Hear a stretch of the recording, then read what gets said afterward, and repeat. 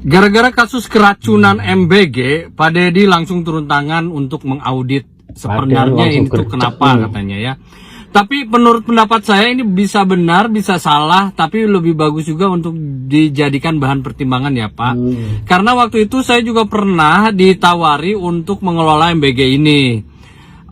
Tetapi modalnya itu sangat besar sekali, bisa ratusan bahkan miliaran, karena kan ini bayarnya termin, sedangkan kita harus mengeluarkan uang per harian gitu ya.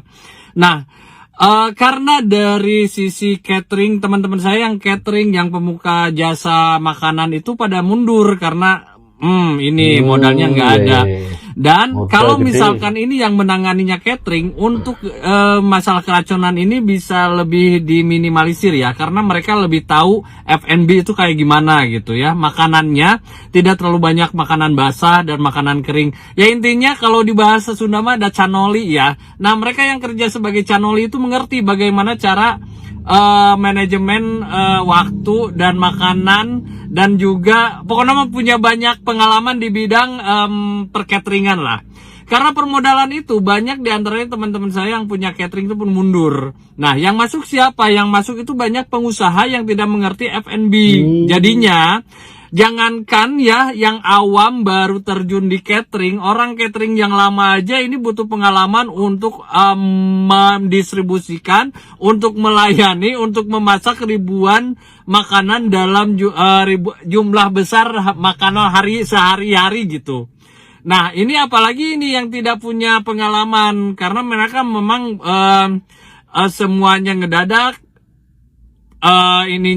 pokoknya intinya mah tidak, pengusaha-pengusaha yang terjun di MBG karena memang tidak punya modal, itu kebanyakan bukan dari catering. Jadi mudah-mudahan ini bisa didengar ya. Assalamualaikum warahmatullahi wabarakatuh, warga Jabar ya. Cek Bapak aing oge naon, MBG teh tidak efektif. Cek Bapak aing oge naon, mending duitna dibikeun ka kolotna anu masak. Nah itu baru cocok. Ka sekolahan wajib bawa bekal. Siapa yang mengawasi? Guru saat di kelas, ayo. Siapa yang tidak bawa bekal? Siapa yang tidak bawa nasi? Nah itu tinggal di absen aja di kelasnya sama gurunya masing-masing. Nah, diawasinya langsung. Itu bagus, kata Bapak aing juga gitu. Coba sekarang MBG dijalankan baru beberapa bulan, udah berapa ribu anak yang keracunan. Jawa Barat, Sukabumi, Cianjur, Bandung Barat.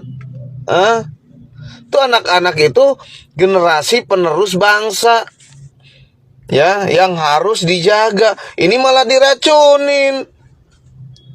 Udah ikutin aturan Bapak aing aja. Yang Jawa Barat Pak Gubernur, tolonglah stop aja MBG-nya Pak. Yang Jawa Barat nggak usah ada MBG-MBG-an. Udah banyak kok korbannya Pak keracunan. Betul kata Bapak, mending uangnya dikasihkan kakolotna gitu, dibikin kakolotna Pak. Keun baik kolotna mah apaleun ka hayang anakna nu kumaha, nu bergizi nu kumaha. Gitu. Daripada ayeuna budak ka rumah sakit kejang-kejang berbusa kumaha tah. Tindakan selanjutnya ngariweuhkeun sarerea. Jadi mudah-mudahan video ieu nepi ka Bapak aing gitu tah, ditindaklanjuti untuk selanjutnya. Geus ayeuna mah Pak ulah naon berdasarkan program unggulan, tapi faktanya lain unggulan nu kieu mah ngaracunan. Geus stop we khusus Jawa Barat lah. Eta mah saboro teuing daerah Batur mah gitu. Rek nuturkeun hayu henteu teu nanaon gitu. Geus kembalikeun we ka uangna ka masyarakat. Bener kata Pak Deddy, bawa bekalna masing-masing di rumah. Gitu. Makan bareng di kelas misalkan. Jadi katempo nu teu mau bekal teh saha, tah eta nu kudu ditegor. Duitna ka manakeun ieu harusna pake MBG teh gitu. Jadi jelas centre gitu mah Pak. Transparan. Duit 15.000-nya ku kolot mah 15.000 pakai dahar anak nak. Namun ke tempat lain kan diciwitku itu, diciwitku iya, dicomotku itu, diciwit ku iya. Geus teu efektif Pak lah. Mending bener usulan Bapak bikin ka kolotna geus teu kudu ripu-ripu masak gitu. Aturunnya bantu bagikeun ya video ieu supaya nepi ka Bapak aing. Supaya Jawa Barat bisa menjadi daerah atau provinsi percontohan untuk provinsi-provinsi lain. Terima kasih, hatur nuhun. Wassalamualaikum warahmatullahi wabarakatuh. Dengan saya, salam bobotoh KDM. Wah, ini berita seru nih. KDM diteriaki, tidak dibeli jalan di Cianjur. KDM yang katanya dicintai oleh masyarakatnya diteriaki di Cianjur tuh. Tuh lihat beritanya di sini nih. Nih, lihat. Coba lihat beritanya ya. Nih.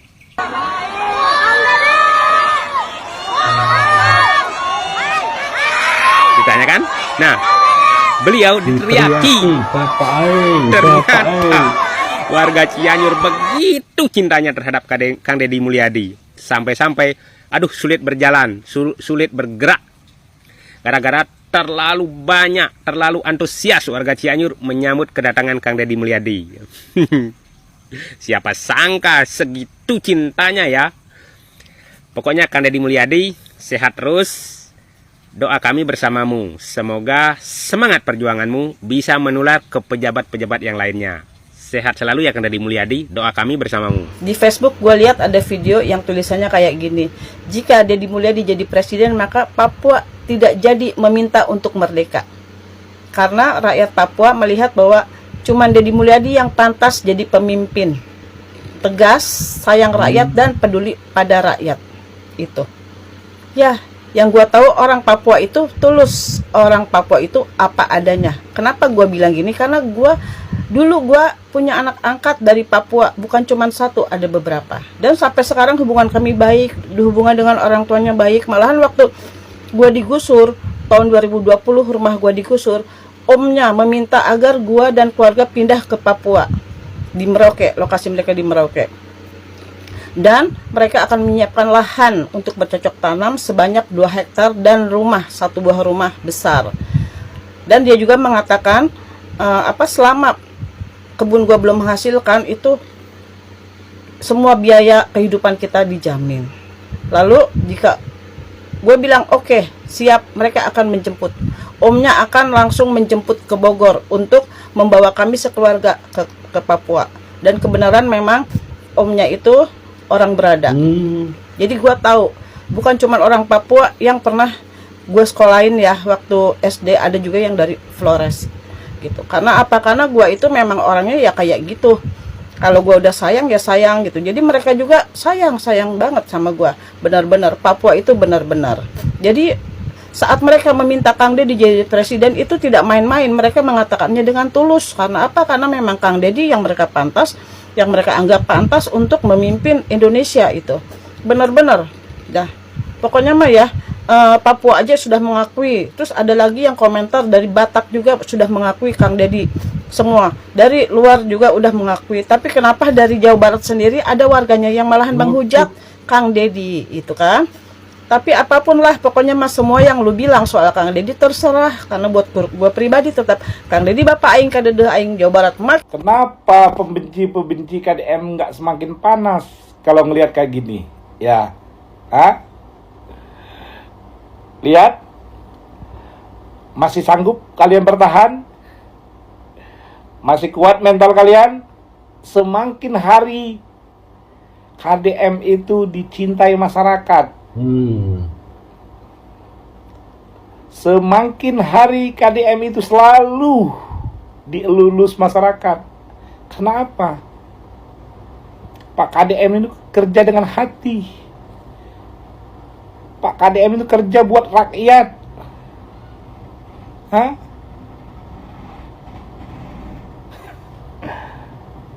Nggak lihat kalian? Di mana ada kunjungan Pak KDM, masyarakat itu tumpah. Masyarakat itu berbondong-bondong mau dekat dengan idola mereka, pemimpin yang amanah, pemimpin masa depan. Jadi buat pembenci KDM, buka mata kalian lebar-lebar.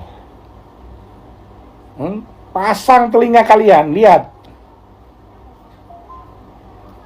Kami sangat bangga punya pemimpin